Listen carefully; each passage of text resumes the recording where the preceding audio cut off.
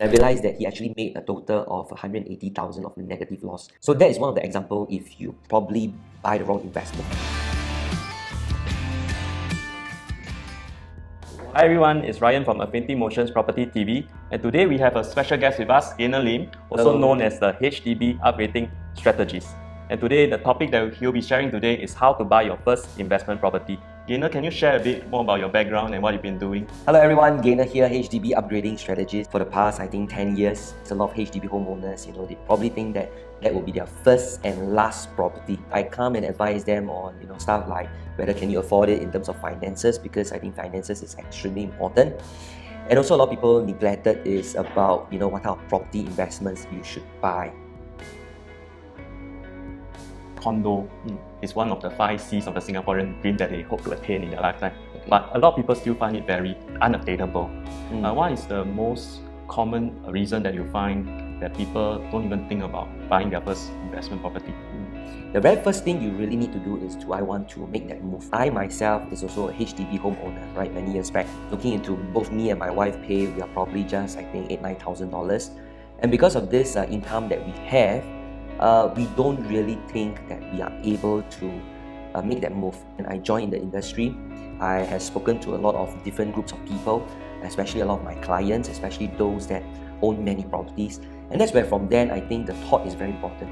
Finances, of course, is important. To let the professionals to help you to do the numbers to see whether are you able to make that move.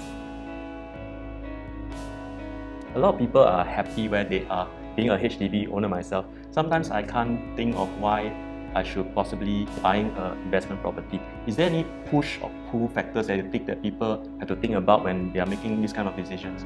Maybe if I can just give an analogy. For example, if today you send your kids for school, right, this particular school, and if you don't do anything, your kid will continue to be in this school, right? But what if this school probably did not perform well enough and you couldn't see the results coming from your kid, right?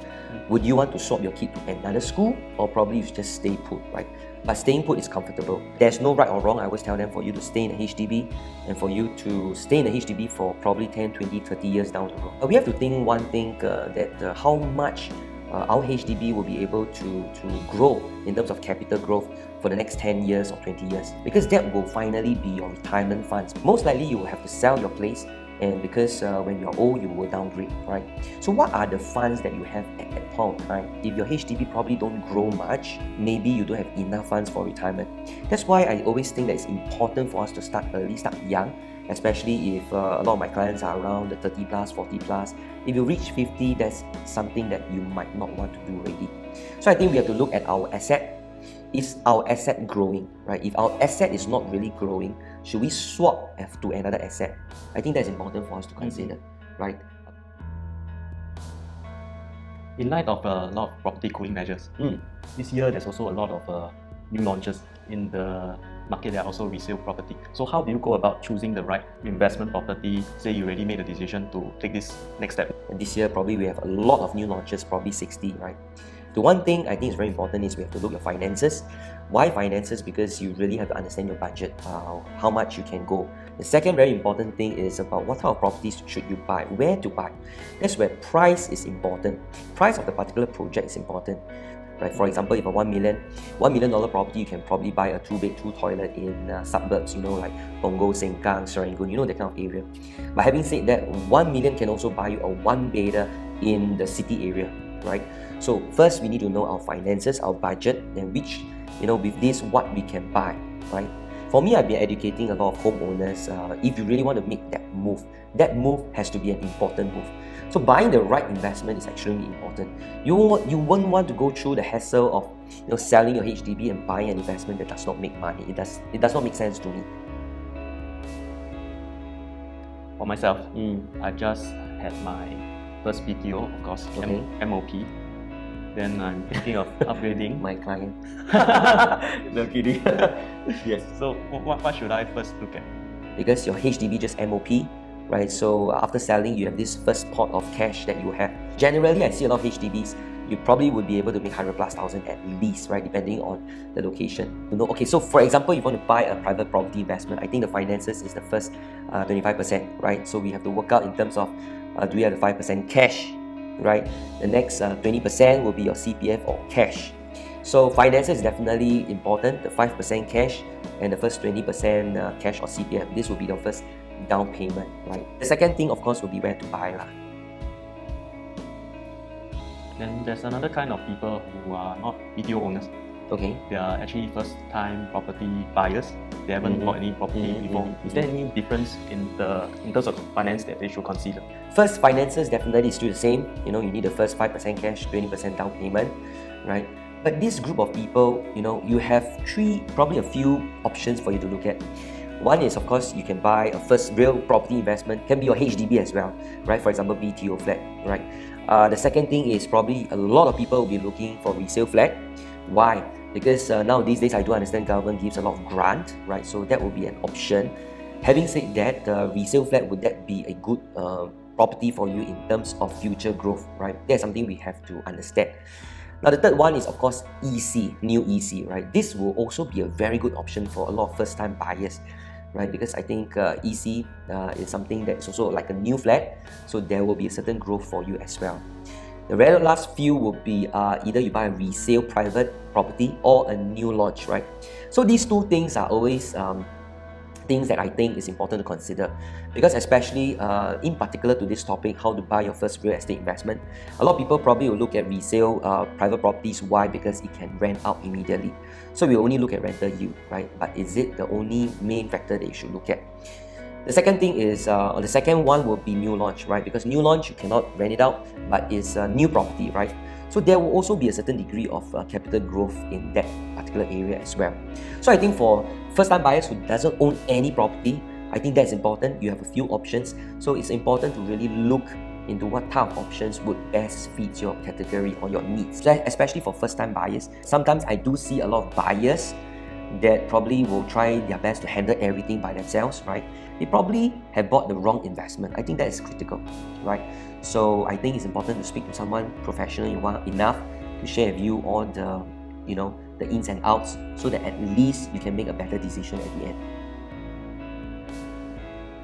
So from what you are sharing, the first investment property is very important. Yes. It actually can help you grow your finances. Yes. Or on the flip side, it might be something that you bought. Yes, if you bought something that is not good. Maybe I can share with you a little story, right? Yeah. I met someone, a couple recently. In 2013, they bought a HDB resale flat, right? And if you do understand, 2013 is where the property market is one of the highest. And till date, he wanted to sell the flat and buy a property investment. But then when I met up with him, I did the calculations, I did the analysis, and I realized that he actually made a total of 180,000 of negative loss if he sell, because the value of the flat went all the way down. So that is one of the examples. If you probably buy the wrong investment, you probably would have suffered that. And not only suffered that, you suffered a lot of time losses as well, because 5 years to 10 years, that's a huge time. You probably could use that to make money as well. That's why, to me, buying the first real estate investment is extremely important, because that will determine your second investment, which is second pot of gold. Right? So I think that is critical for us to look at. That being said, how do you choose the right property? I have a set of ways how I analyze. Probably just for basic one, I think it's important for you to compare the surrounding property prices. Meaning to say, if today you want to buy a property in this area, right? It's important to understand the surrounding projects, what are the prices, especially for resale and new launches, right?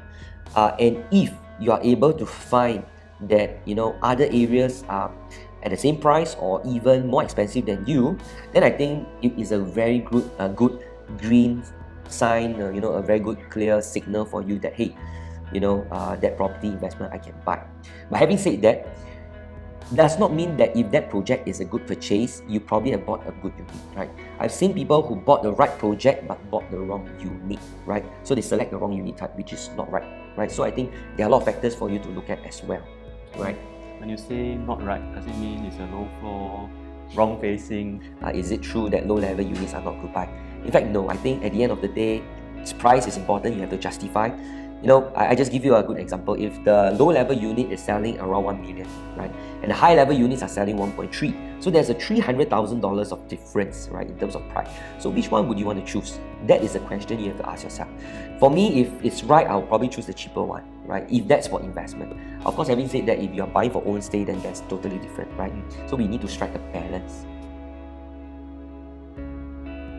So what should the priority be? How do you find a balance between personal preference and investment perspective? When I go through all the analysis with my clients, it's important for me to really understand my clients' needs. Some people, no matter what, you really want a high-level unit, right? So if that's the case, then I will highlight to you that this is the price, probably it's a premium, and then we have to be slightly more careful. That depending on when you want to stay and how long you want to sell. Because a lot of people, I do understand, you want to enjoy. And when you enjoy, you probably won't want to sell early. So you probably will stay for the next 10 years, 11, 15 years. That's a long-term investment, right? But if for someone who just want a short-term investment, because I do have clients ask me, Dana, can I sell my place 3 years, 5 years down the road? So this will be a short-term investment, right? If let's say that is really your objective, then I think choosing a lower level unit with a very cheap price, I think that is something I would surely recommend. Because, to be honest with you, I just bought my investment, right? I bought my investment just third floor. Cheap. Congrats. Yeah, cheap and good, that's all I need, right? If I can sell in the future, make a couple of $100,000-$200,000, then I'll sell and move to another place, right? Because that's investment. I know my objective, so that's important. In terms of maybe the location itself, does it have to be near an MRT? Maybe if I can put it into perspective. Today, if I'm the developer, I build a property just beside MRT, right? Perfect location, integrated, right? But the price is expensive, or the price is probably something that you can't swallow. So the question is, would you want to buy? Or I bring you to another place that's much further down the road, right? 4 or 5 bus stops away from the MRT. But the price is decent, right? So which one would you select? At the end of the day, I can only say no right, no wrong, because investment also depends on individual personal preference. Right? Some people, no matter what, they still want MRT. They want the location to be perfect. Yes, there is, because they probably will be looking at it's easily rented, right? Because the tenants would want to have a place that is just so convenient, right? Likewise, some people would be looking at price. So further away from the MRT, something that is something that they want, they prefer, right? So at the end of the day, I think we really have to sit down, analyze, and then see which one will better fit your needs. I think that's important. For those thinking of buying their first investment property, we heard a lot of awesome sharing from Gainer Lim today. And if you want to find out more about how you can upgrade or any topics related to real estate, you can go to his property channel, HDB Upgrading Strategies. Thank you, Gainer, for your time. Thanks a lot. And I think I would like also to take this opportunity to thank Ryan from Affinity Motions Property TV for featuring me in this video to share with you guys. Thanks a lot. Thanks, everyone. Bye. Bye.